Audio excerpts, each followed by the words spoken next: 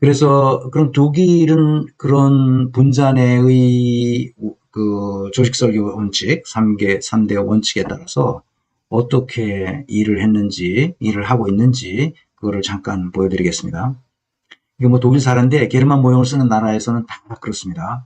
정치도 마찬가지고 경영도 마찬가지고 행정도 똑같습니다. 이런 방식으로 해요.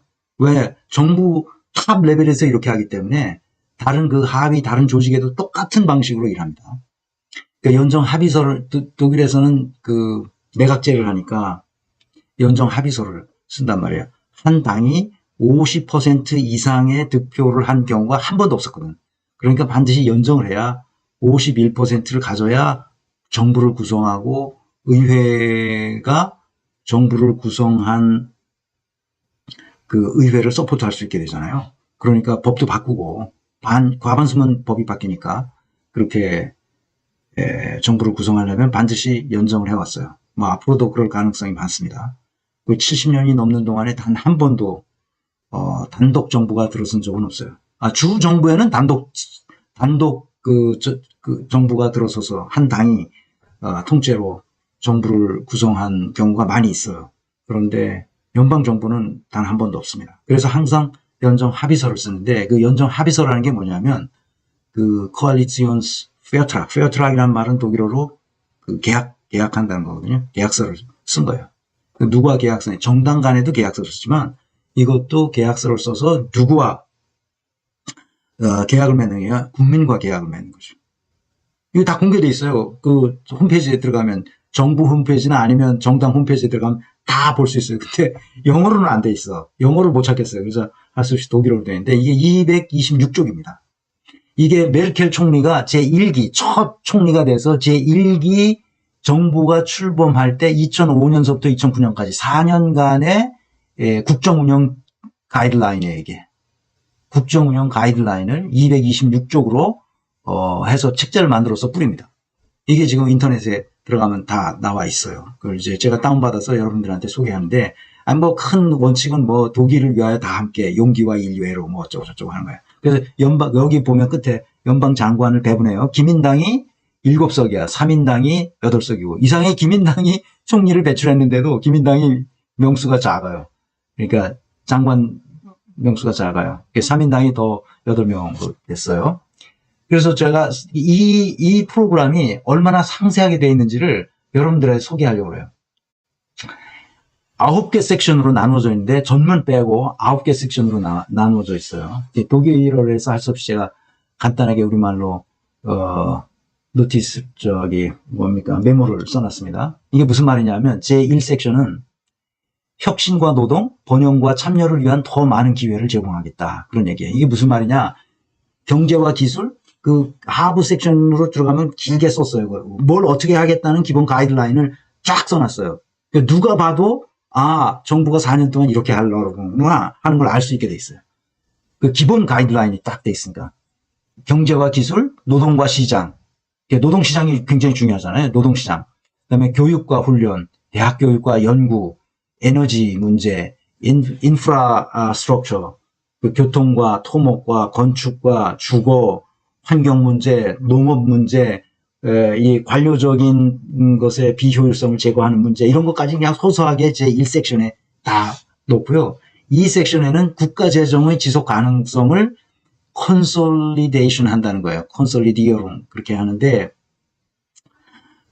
컨솔리데이션이라는 말은 통합한다는 뜻이 있죠. 그럼 통합한다 그러면 뭘 통합한다 그런 뜻이 아니고, 쓸데없는 지출이나 이런 것을 통합해서 조정하겠다는 그런 뜻입니다. 컨솔리디어론이라는 그 말이. 그러니까 국가 재정을 지속 가능하도록 통합 조정하겠다. 그런 얘기입니다. 그래서 조세 체계를 미래지향적으로 개편하겠다. 그래서 구체적으로 무슨 세 이런 것까지 다 해놨어요, 거기에. 그래서 기초 단위 정부 있잖아요. 말하자면 우리로 기초자치단체. 여기서도 어떻게 하도록 돕겠다. 재정적 기초를 튼튼히 하게 하기 위해서 어떻게 하겠다. 이런 것까지 다 나옵니다. 소득세법을 어떻게 개정하고 소득세를 어떻게 단순화하고 그다음에 주택 소유자들에게 대한 어떤 수당을 주고 지금까지는 줬는데 앞으로는 어떻게 바뀌고 그다음에 상속세를 어떻게 하고 영화 산업을 장려할 때 어떻게 하고 판매세를 어떻게 하고 그다음에 이 판매세를 안 내려고 사기치는 놈들이 많은데 그 사기꾼들과 어떻게 전쟁을 벌이고 그다음에 유럽 연합에 있어의 조세 정책은 어떻게 하고 그다음에 세금 에너지와 관련된 세금은 어떻게 바꾸고 그다음에 금융시장은 정책을 어떻게 한다. 이런 얘기가 미주알 고주알 그 가이드라인으로 다 들어가 있어요. 그러니까 226쪽이나 되지. 그래서 3번 섹션은 아우스바우 오스트 그러니까 동독 지역을 재건하는데 거기 돈 엄청 들어가야 되잖아요. 그러니까 거기 동독 지역에 거기 이제 돌봄 서비스나 보험 이런 게 아직 완벽하게 안 되니까 그거를 어떻게 하겠다. 그리고 동독 사람들에게 대해 스포츠를 장려해야 되는데 뒤에도 나오지만 독일은 스포츠 국가로 만들겠다는 그런 얘기도 있어요. 그러니까 스포츠를 장려해야 되는데 그걸 어떻게 하겠다 이런 얘기. 심지어 그런 얘기까지 다 나와요. 동독 재건에 관해서. 그다음 4번 섹션은 안정적이고 공정한 사회보장 시스템을 하겠다. 연금을 어떻게 하고 사고보험을 보다 더 현대화하고 예술가들을 위한 사회적 보호를 어떻게 예술가들은 그 예술가 단체에 가입하면 예술 활동을 하는 거 다 보조해 줍니다. 그거 다 보조해 줘요. 예술가들이 바쁘지 않아요. 우리 저기 베를린에 사시는 그 한국인 이 뭐죠? 우리 한국화 이게 뭐 동양화죠, 동양화. 동양화를 그리시는 그 선생님이 거기에 가입하면 거기서 보조금이 다 나옵니다. 그래서 예술가들이 살아가는데 거의 지장이 없어요. 그 서양 사람들이 동양화에 대해서 잘 모르잖아요. 그래도 화가로 등록이 되면 예술가들에 대한 사회적 보호를 위해서 다 합니다. 그래서 신뢰할 수 있는 사회적 돌봄 서비스 이런 거를 어떻게 할 것이냐, 그러면 건강 증진을 위해서 어떻게 할 것이냐 그런 거에 관한 기초적인 가이드라인이 거기 다 들어가 있습니다. 4번 섹션에. 5번 섹션에는 어떻게 되어 있냐? 국가의 실행력을 제고하겠다는 말이거든요. 근데 행정력을 조금 더 효율적으로 개편하겠다. 뭐 그런 얘기가 나옵니다. 그 다음에 가족 친화적 사회를 만들겠다. 그런 얘기죠. family friendly 하게 만들겠다. family friendly한 society가 되게 하겠다. 그런 뜻이잖아요. 그러니까 가정 친화적인 노동 정책을 펴겠다. 특히 그 여성과 관련된 여성 노동 이런 것들을 똑바로 지금 뭔가 불이익이 없도록 그렇게 하겠다. 그 출산 문제 이런 거, 그다음에 육아 문제 이런 걸 어떻게 하겠다. 그런 얘기가 거기 다 나옵니다.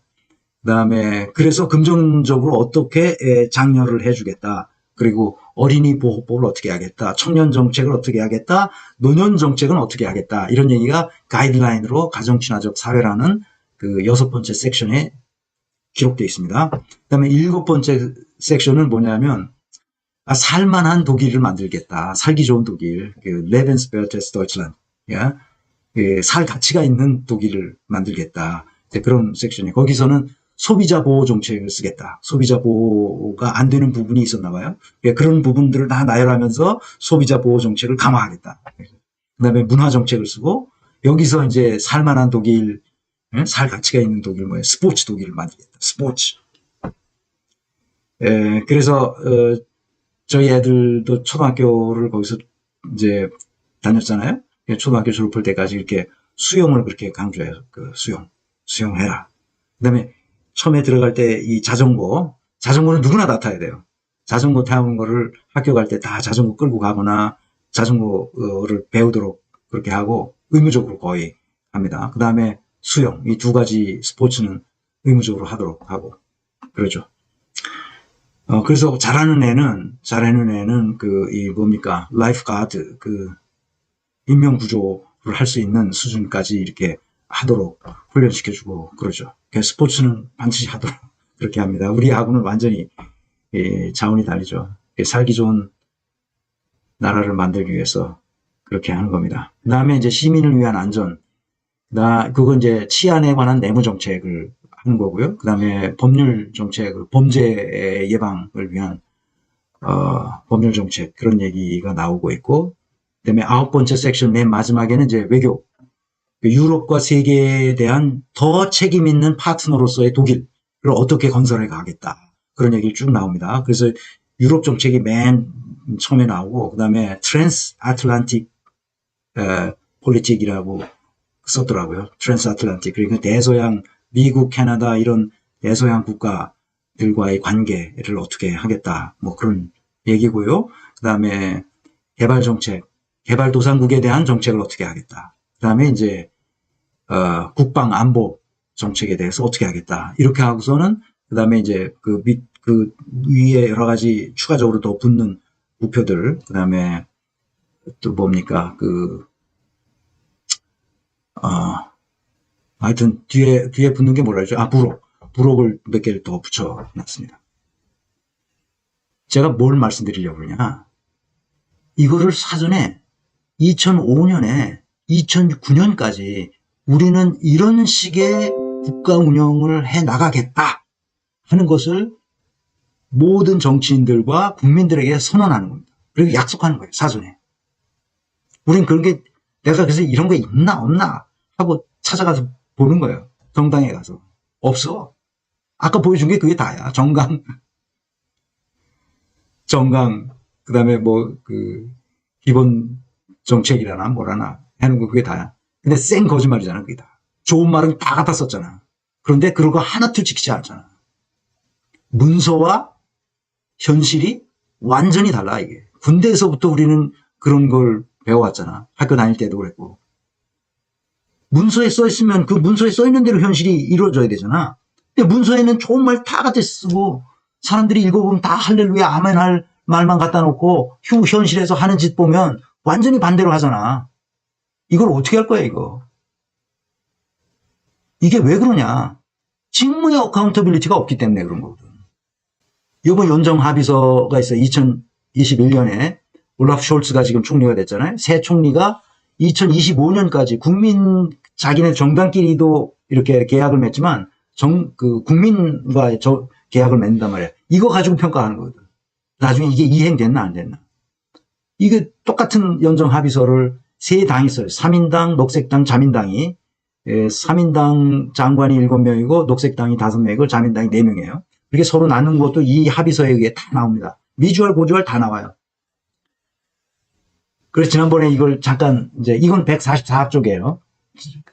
했잖아요. 9개의 섹션이 있는데 1섹션은 전문이 나오고 두 번째 섹션에는 현대국가 디지털 부흥 그리고 혁신. 3섹션에는 이렇게 지난번에 한번 했으니까 그냥 넘어가겠습니다. 국정 가이드라인으로서 이게 딱 세팅이 된 거예요. 앞으로 4년간은 이렇게 한다. 그러니까 독일 국민은 그냥 마음이 편한 거야. 저대로 하는 모양이다. 그러니까 불안할 필요가 없어. 저대로 할 거니까. 무슨 특별한 이슈가 천재지변이 일어나지 않는 한 바뀌지 않아. 저거 그대로 집행이 된다고. 그러니까 베이틀스만 재단 같은 데서는 매년 저 공약 이행률을 체크해가지고 발표해. 얼마까지 진도 나갔다. 얼마까지 진도 나갔다. 얼마까지 진도 나겠다. 그러니까 공약을 이행하지 않을 수 없는 게 투명하거든. 공무원들이 이해하는, 공직자들이 일하는 방식이 투명하단 말이야. 그러니까 안 할 수가 없어. 저대로 해야 되는 거야. 또 약속이니까. 자기가 맡은 직무의 어카운터빌리티가 이것에 의해서 나오는 거거든. 공직자들은. 그러니까 안 할 수가 없는 거지. 그래서 피터 드러크가 말한 대로 사람을 관리하지 않고 직무를 관리한단 말이야. 직무에 주어져 있으면 직무 담당자는 그 직무의 성과 책임을 완수하기 위해서 자기가 알아서 활동을 안 할 수가 없어, 이걸.